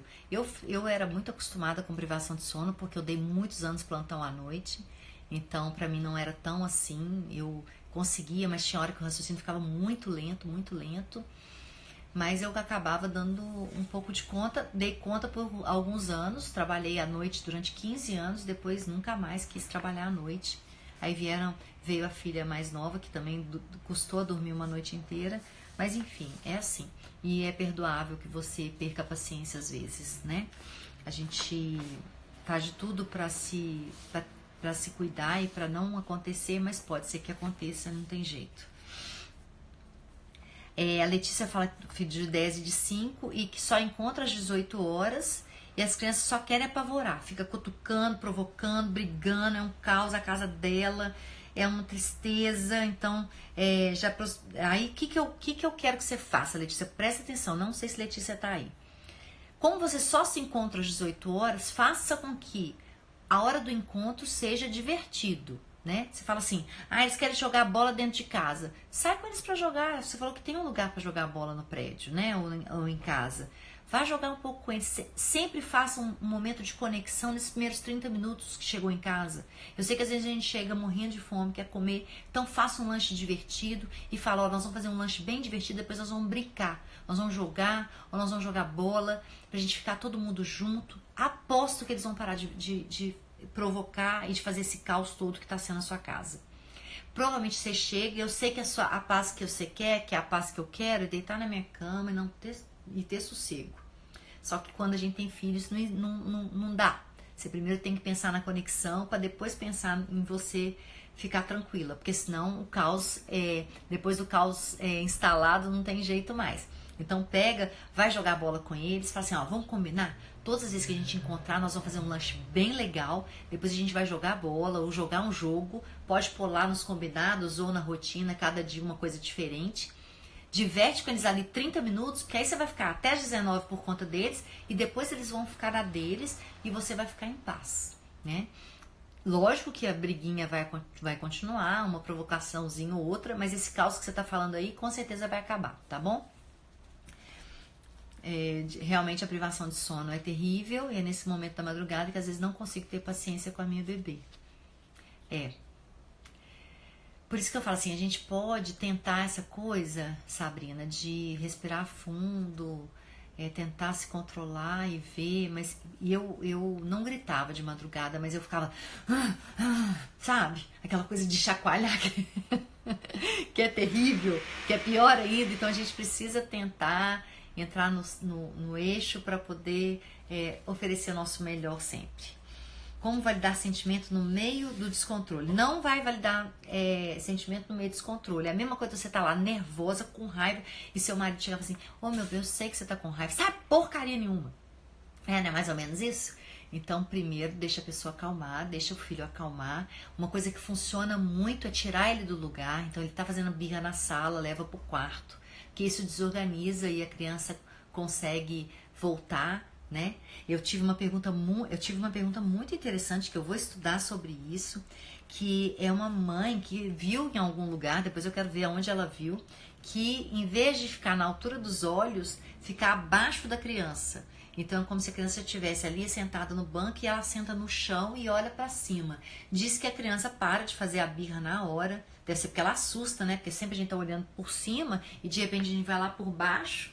E aí ela deve ter um pouco de empatia com a gente, pode ser uma questão de empatia, que eu acho que o olhar no olho na mesma altura é o mais adequado, mas você estando abaixo ali da criança e olhando, e você é uma criança, uma figura de referência, que naquela hora era para crescer, e você diminui, essa criança deve se sentir acuada naquilo que ela está fazendo e deve tentar se controlar. Não consigo entender muito esse mecanismo, vou estudar, mas a mãe fala que funciona muito bem. Foi no Disciplina Sem Grama do Siegel. Ah, Jordane. Então eu vou olhar isso, porque eu até tenho Disciplina Sem Grama do Siegel, eu não lembro de ter lido isso, de estar mais baixo que a criança. Mas então, se o Siegel falou, eu acredito, entendeu? Porque ele é muito bom, ele é o melhor neurocientista, não tenho a menor dúvida disso. O que ele fala é maravilhoso. Não foi a Jordane que me perguntou, mas, ou seja, então, Jordane, você sabe disso também, né? Eu acho que não foi você que me perguntou. Foi? Não. Foi. Então, Jordane, você viu isso também? Então, pronto, é isso. Que bacana se colocar abaixo da criança, olhar no olho, mas abaixo da criança, e a criança normalmente para a birra com mais facilidade. Eu gosto muito dessa coisa de mudar de lugar também para desorganizar e a criança parar de fazer a birra. Ou então tirar ela do ambiente mesmo, né? Tá no shopping, leva pro estacionamento, e aí a criança vai tentar se autorregular ali. A gente tem que dar um tempo para essa coisa da criança tentar se autorregular, né? Liberar dopamina, ocitocina com abraço, mas às vezes na hora do auge ali, ela não consegue, tá? Vamos lá. Júnia... essa pergunta que é muito comum. Doutora Ju, sei toda a teoria, mas não consigo colocar em prática. E o que gerou realmente a minha mudança? Eu falei, foi o medo de perder os meus filhos. E isso gerou a minha mudança. Então a gente precisa pensar. Gente, uma coisa muito importante. Então, meu curso está sendo lançado, foi lançado sexta-feira, as inscrições são só até amanhã. Então aproveitem para fazer a inscrição, quem não fez ainda. O que eu quero nesse curso é mostrar para vocês esses 20 anos de experiência como pediatra, 18 anos como mãe, e 4 anos aí na disciplina positiva, na parentalidade positiva, tentar abreviar o caminho de vocês para não chegar nesse ponto de quase perder os filhos. Então, para que vocês tenham menos essa coisa do coisas para consertar, né? Porque a neuroplasticidade hoje nos facilitou que a gente pode consertar muitas coisas, mas muitas marcas ficam. Então, a gente pensar nisso, tá?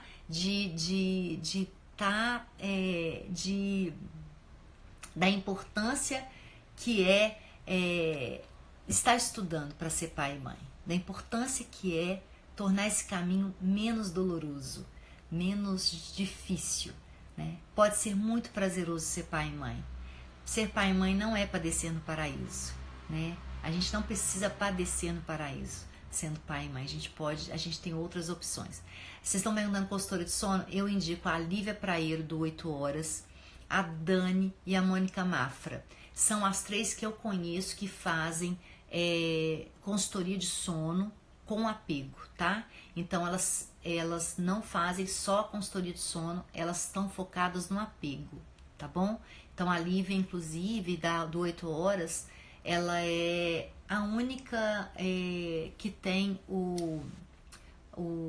a especialização, né, o Attachment Parenting, em criação com apego. Então ela prioriza esse apego seguro, que é uma coisa que eu quero falar assim, que realmente a gente precisa, na hora de cuidar do sono da criança, pensar nessa coisa do apego seguro, tá? Existem várias formas de apego, mas o apego que a gente quer é o apego seguro. Então, às vezes a criança é muito apegada, por exemplo, da Isabela, a filha da Isabela, ela tem um apego com ela, provavelmente um apego inseguro, né? Então, existe o apego ansioso, e o apego seguro é aquele que a mãe consegue acalmar o bebê quando volta, né? A ficar perto dele com muita facilidade. Então, tem todas essas questões. Tem a questão do estresse tóxico, de deixar chorando.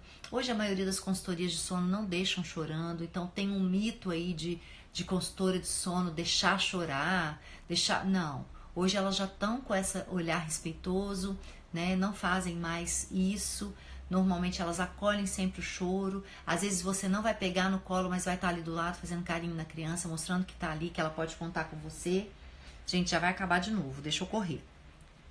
Regiane tem filho de 13 e de 6.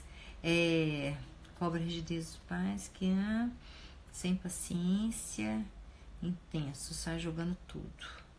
Tá, o que acontece? O filho de 13 anos dela tá cobrando que ela seja rígida com o de 6, porque ela foi rígida com o de 13. O que eu quero aí é que ela entenda, porque o de 6 anos tá gritando muito, fazendo birra, batendo. E aí é o seguinte, 6 anos fazendo tudo isso é mau comportamento. A criança de 6 anos já consegue se controlar e ela não precisa gritar, bater quando tá com sono e fome. Ela fala que quando tá com sono e fome ele faz isso. Não, isso é coisa de criança de 2, 3 anos que ainda não sabe verbalizar. Estou com fome, né? Ou estou com sono. A de 6 anos já tem que saber, né? Então, às vezes, acaba ficando mais estressado e não fala, mas ele já tem que saber. Então vamos começar a melhorar o vocabulário emocional aí desse menino de 6 anos. Eu quero entender se realmente você não tá mimando, porque com essa diferença toda aí, eu entendo perfeitamente que eu comecei a mimar a minha durante um tempo. Essa diferença toda de 3 para 6 anos, então às vezes a gente sabe, a gente fala assim, o último filho é o meu bebê, e começa realmente a mimar, e o de 13 tá percebendo isso. Vamos perceber assim, se é ciúmes do de 13 ou se se você pode realmente valorizar um pouco o que o de 13 está falando, né? E você pode assentar com o de 13 e falar assim, olha, eu errei com você, é dessa forma que a gente vai fazer agora, você pode me ajudar, vamos fazer o seu irmão, o seu irmão vai ter os combinados dele, vai ter a rotina dele, mas a gente vai tratar ele de forma amorosa sim, a gente vai acolher. Mas esse comportamento com 6 anos já é um mau comportamento. Então vamos entender por quê, né? Ele está sendo mimado? Ele está se sentindo pertencente? Ele está se sentindo encorajado? Porque às vezes ele não está sendo encorajado em casa a fazer as coisas que ele pode fazer. Porque ele já pode fazer muita coisa sozinho. Então tenta perceber isso. Tenta perceber se você não está fazendo por esse de 6 aquilo que ele poderia estar fazendo por ele sozinho, tá? Então isso é importante. Eu acho que é isso, acabou. Gente, sempre é importante saber o estágio de evolução de cada criança, né? Saber que de 6 anos não é para fazer birra mais, até para poder entender, é um mau comportamento, por que ele está tendo esse mau comportamento, né? Qual a necessidade que tem aí por trás? né? Pra gente não rotular, pra gente também não entender quando tá mimando e quando não tá. Mas, enfim, tá com a boca seca. Gente, o curso tá aí, façam o curso, é uma forma da gente ficar mais perto, um ano juntos, né? Um ano de contato, pra gente estar resolvendo dúvidas durante toda a semana, os encontros online. A Brendinha tá falando aí que ama o curso, façam todos, o curso realmente tá lindo, o curso realmente ele é transformador e eu fiz com muito amor. E queria muito que todos pudessem fazer, lógico. E tenho muita vontade que vocês tenham essa vontade de estar evoluindo nisso, né? De estar se reencontrando. Essa coisa que todo mundo fala que é tão difícil, né?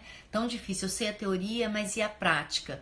E lá eu falo muito da prática, e falo muito de autocuidado, falo muito de autorregulação, falo muito da gente, falo muito de autoestima, falo muito de busca por nós mesmos, de cura de nós mesmos, para que a gente possa dar para os filhos aquilo que a gente não teve. É muito difícil, a gente não sabe falar sobre emoções e a gente quer ensinar para os nossos filhos a falarem sobre emoções. Então vamos aprender para ensinar para eles. É o momento de amadurecer, de crescer, de buscar um caminho sem volta, que é o caminho do respeito, do amor, do desenvolvimento humano mesmo, de mudar o mundo, pensar que quando a gente faz um curso assim, a gente está plantando sementes no mundo, sementes que vão mudar o mundo, né? E prevenindo um monte de outras coisas que não são bacanas de viver, né? E que a ciência está aí para mostrar, os livros estão aí para mostrar, os estudos estão aí para mostrar que autoritarismo não funciona, que permissividade não funciona, as consequências dessa forma de criar. Então que hoje a gente tem todo um respaldo da parentalidade positiva, parentalidade consciente, disciplina positiva, educação positiva, que tem vários nomes, mas que sempre para o mesmo objetivo, para uma educação respeitosa, com firmeza, com gentileza, o caminho do meio, o caminho do equilíbrio, o caminho de que vamos criar filhos para que eles voem bem alto e para que eles possam saber que podem sempre voltar para o nosso colo, porque essas são relações que valem a pena, são relações de significado, são relações firmes, fortes, relações que não são baseadas em domínio, são baseadas em confiança, em amor e em respeito. Tá? Uma boa noite para vocês, sempre bom estar aqui. Eu ainda tenho mais live essa semana. Eu tenho formatura da minha pequena, agora quinta-feira. Na sexta-feira eu tenho uma outra live com uma psicóloga de Divinópolis, que também vai ser imperdível. A gente vai falar quanto as ferramentas não funcionam, o que a gente tem que fazer, tá bom? Um beijo grande, boa noite para todos e muito obrigado pelo carinho de sempre, tá? Um beijo. Beijo para todo mundo que conseguiu ficar até agora.